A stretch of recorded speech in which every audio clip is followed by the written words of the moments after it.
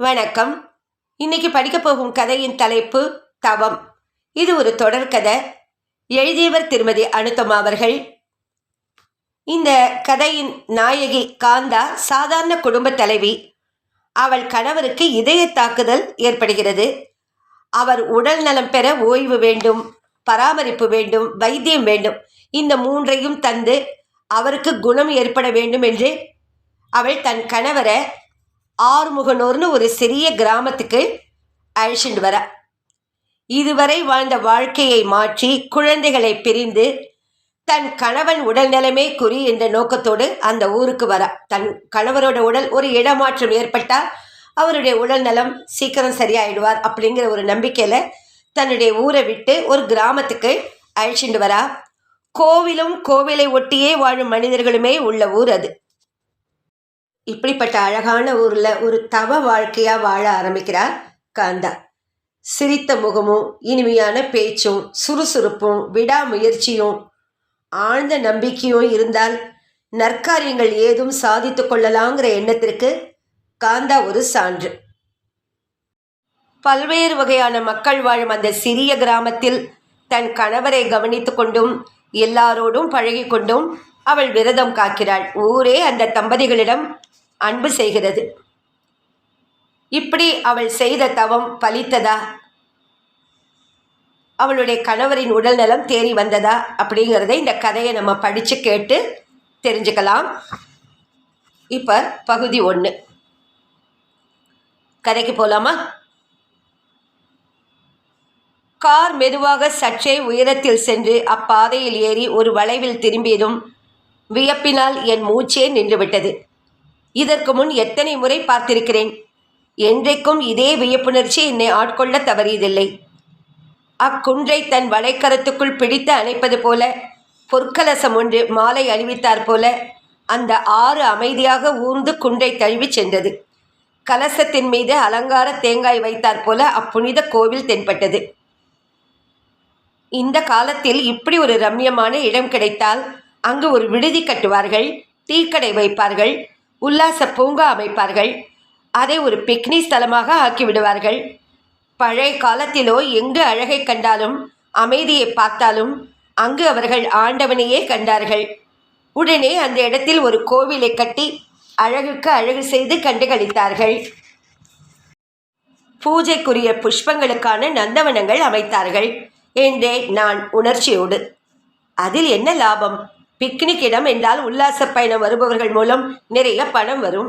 இப்பொழுது பாருங்கள், கோவிலும் தோட்டமும் ஊரும் எந்த நிலையில் இருக்கின்றன என்று. பழைய காலத்தில் ஜீவனத்துக்கு கஷ்டம் இருக்கவில்லை, கலையை ரசித்து கொண்டிருந்தார்கள். இந்த காலம் பொருளுக்காக, பொருளால் வாழும் காலம் என்று என் மைத்துனன் பதிலளித்து கொண்டே அந்த கிராமத்தின் முக்கிய தெருவில் காரை செலுத்தினான். அப்படி சொல்லாத ரமணி, ஏழ்மையும் உடைமையும் எந்த காலத்துக்கும் பொது. அப்போது பக்தி இருந்தது.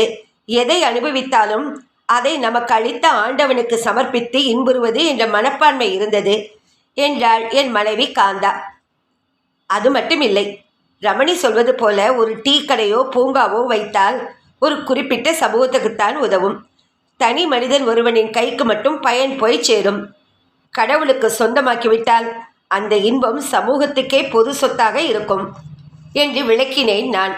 ஆனால் ரமணி நான் பேசியதை கேளாதவன் போல திரும்பி தன் சகோதரியை பார்த்து, நீயா? அடே அப்பா, வெள்ளப்பிள்ளையாரை கிள்ளி அவருக்கே நிவேதனம் செய்வாயே என்று கேலி செய்தான். காந்தா சளைக்கவில்லை. அதில் என்ன தவறு? பெற்ற தாயிடம் அவள் தந்த அப்பத்தையே விண்டு குழந்தை தருவதில்லையா? அது தாயின் பசியா தீர்த்து விடுகிறது. ஆனால் அவள் உள்ளத்தை உவகையினால் நிரப்புமல்லவா? என்றான் ரமணி. வேலப்பன் இருக்கிறான் என்றேன் நான் தெருமுனையில் நுழைந்தவுடன் இருக்கும் டீக்கடையை பார்த்து. காந்தாவும் ரமணியும் என் பேச்சை கேட்டு வேலப்பனின் டீக்கடையை நோக்கினார்கள். எப்பொழுதும் போல பளபளவென்று மின்னியது அவன் கடை. மஞ்சம்பல் கூரை உள்ளே ஒரு நீண்ட மேஜை, அதன் மீது செப்பு பாய்லர் ஒன்று பளபளவென்று மின்னியது. பக்கத்தில் 2 பித்தளை தவளைகள் தங்க கலசங்கள் போல காட்சியளித்தன. வரிசையாக கண்ணாடி டம்ளர்கள் பளிங்கு போல் துப்புரவாக அணிவகுத்து நின்றன. இந்த அழுக்கு பிடித்த ஊருக்கு இப்படி ஒரு இடம் தேவையா என்று கேலி செய்தான் ரமணி. அழுக்கு பிடித்த ஊருக்கு வர பிடிக்காத உன் போன்றவர்களை வரவழைக்கவே நாங்கள் வேலப்பனை வைத்திருக்கிறோம் என்றாள் காந்தா. ஓஹோஹோ என்று உரக்க சிரித்துவிட்டு, ஊரே நம் காந்தாவின் சொந்த சொத்து என்றான் ரமணி. சொந்தம் கொண்டாடுவதுதானே சொத்து என்று பெயர். காந்தாவும் விடவில்லை. ஐயோ, நீ இலக்கிய சர்ச்சை தத்துவ போரெல்லாம் ஆரம்பித்து விடாதே அம்மா. ரமணியும் காந்தாவும் இரட்டையர்கள். ஆகையால் இப்படியே எடுத்ததற்கெல்லாம் வாதம் விவாதம் செய்து கொண்டே இருப்பார்கள். உனக்கு இலக்கியமும் தெரியாது, தத்துவமும் புரியாது. உன்னோடு பேச்சை நான் வைத்துக் கொள்ள மாட்டேனே. ரமணி நல்ல கைராசிக்கார வைத்தியன் என்று பெயர் வாங்கிவிட்டான். நீ அவனை இகழ்ந்து பேசுகிறாய் என்று நானும் இடைமறித்தேன். கைராசிக்கு புத்தி தேவையா என்ன? குருட்டு அதிர்ஷ்டம் இருந்தால் போதுமே. காந்தாவின் பெருமிதம் நிரம்பிய பார்வை அவள் பேச்சை பொய் என்று நிரூபித்தது. என்ன செய்வது, என்ன செய்வது? ஆண்டவன் புத்தியை முழுவதும் காந்தா மண்டையில வச்சுட்டு என் இடத்திலே அதிர்ஷ்டத்தை வச்சுட்டாரு. எனக்கு என்னடா அதிர்ஷ்ட குறைவு? தீக்குச்சி உரசினார் போல் திடீரென்று எழும்பினாள் காந்தா. தனக்கு எந்த விதத்திலோ அதிர்ஷ்ட குறைவு என்று அவள் ஊகித்தாளோ? பின் ஏன் இவ்வளவு தாபம்? புத்தி இருந்தும் அதை உபயோகப்படுத்த முடியாததே ஒரு அதிர்ஷ்ட குறைவுதானே. குருடன் கையிலே ஓவியத்தை கொடுத்தாற் போல. சரி சரி, நீங்க 2 பேரும் சண்டை போட்டுட்டே தான் இருக்க போறேளா? எனக்கு இப்பவே தலைவலிக்க ஆரம்பிச்சுடுத்து. ஆமா, எனக்கும் தலைவலிக்கிறது. காரை நம் வீட்டு முன்னாடி நிறுத்து. சாமானை இறக்க வேண்டாம். வேலப்பன் கடையில் போய் ஒரு டீ சாப்பிட்டுட்டு வருவோம் என்றாள் காந்தா. ஐயா, மூளையப்பார், காரை நிறுத்திட்டு நடக்கிறதாம். உங்கள் ஊர் சோம்பேறி கணங்கள் எல்லாம் ஒரு வினாடி விட்டு வைக்குமோ? சரி, காரையே பின்னாடி எடுத்துட்டு போ. கார் பின்னாடியே செலுத்த பெற்று வேலப்பனின் கடை முன் நின்றது. நாங்கள் மூவரும் இறங்கினோம். எனக்குத்தான் இறங்கியவுடன் கால் தள்ளாடியது. ரமணி இறங்கி என் பக்கம் வந்து விட்டான் போலும். என் கையை கெட்டியாக பிடித்தான். விடுடா, எனக்கு என்ன இப்போ என்று நான் அர்த்தமில்லாமல் சீறி விழுந்தேன். காந்தா கலகலவென்று சிரித்தாள். அவன் அந்த பக்கம் சாக்கடையில் விழ தெரிஞ்சான், உங்களை பிடிச்சிருந்தான். அப்படி கோச்சுக்கிறேனே, பாவம் ரமணி. அவனுக்கு தன் பாதையை பார்த்து கால் வைக்கக்கூட புத்தி இல்லை என்று ரமணி முடித்தான். மூவரும் வேலப்பனின் கடைக்குள் நுழைந்தோம். அங்கே போனவுடனே என் உடல் முழுவதும் ஒரு அமைதி பரவியது. காந்தாவும் ரமணியும் கிராமாந்திர பெஞ்சு மீது அமர்ந்தார்கள். காட்டு மரப்பலகை பக்கத்துக்கு 3ஆக 6 கால்களையும் சண்டி குதிரை மாதிரி பரப்பி கொண்டு நின்றது அது. மனிதர்கள் அமர்ந்தே அதற்கு ஒரு மெருகு ஏறிவிட்டது. வேலப்பன் எங்களை நிமிர்ந்து பார்த்தான். உடனே பேசாமல் உள்ளே போய் ஒரு பிரம்பு நாற்காலியை எடுத்து வந்து என் முன் போட்டான். அதில் நான் அமர்ந்தேன். வேலப்பனை கண்டதுமே என் உள்ளே என்னவோ தைரியம் பிறந்தது. கல்லாக்கட்டை போன்ற உருண்டு திரண்ட கைகளும் புஜங்களும், அவன் பெரிய கண்களும், சைக்கிள் பிடி போன்ற அவன் கருப்பு மீசையும், துல்லிய மெல்லிய வேஷ்டியும் வீரபத்ரசாமி மாதிரி இருந்தது. அவனையே கண் கொட்டாமல் பார்த்தேனோ என்னவோ, அவன் சட்டென்று திரும்பி டீ கலப்பதில் முனைந்து விட்டான். பீங்கான் டீ சட்டி கோப்பைகளுடன் நீண்ட சதுர தட்டில் வைத்து காந்தா அமர்ந்திருந்த பெஞ்சின் மீது வைத்தான். இதற்குள் வெளிப்பக்கம் கிராமத்து மனிதர்கள் யாரோ டீ கேட்க வந்ததும் அவன் அவர்களை கவனிக்க போய்விட்டான். அடி சக்க, இது வேற ஷோ வைத்திருக்கிறானா என்றான் ரமணி. நாங்களெல்லாம் அந்த கண்ணாடி டம்ளரில் தான் குடிப்போம். உனக்காக இது போல இருக்கிறது என்றாள் காந்தா ரகசிய குரலில். வந்தவர்கள் குடித்துவிட்டு போன பிறகு அந்த கண்ணாடி டம்ளர்களை 2 தண்ணீரில் கழுவிவிட்டு பாய்லர் வெந்நீரில் ஒரு முறை கழுவிவிட்டு கவிழ்த்து வைத்தான் வேலப்பன். இன்னும் கொஞ்ச நேரம் இருந்தால் நான் உறங்கி விடுவேனோ என்று நினைத்தேன். பிரயாண களைப்புக்கு அந்த சூடான டீயும், கீழே மெத்தென்று சாணத்தால் மெழுகிய தரையும், மேலே குழுகுழுவென்ற கூரையும், சுற்றுப்புறத்து துப்புரவும் என்னை எங்கோ இழுத்துச் சென்றன. இப்பத்தான் வரீங்களா என்று மெதுவான குரலில் வேலப்பன் கேட்பது எனக்கு எங்கிருந்தோ கேட்டது. ஆமாம், வந்து கொண்டே இருக்கிறோம். இன்னும் வீட்டுக்கு போகவில்லை.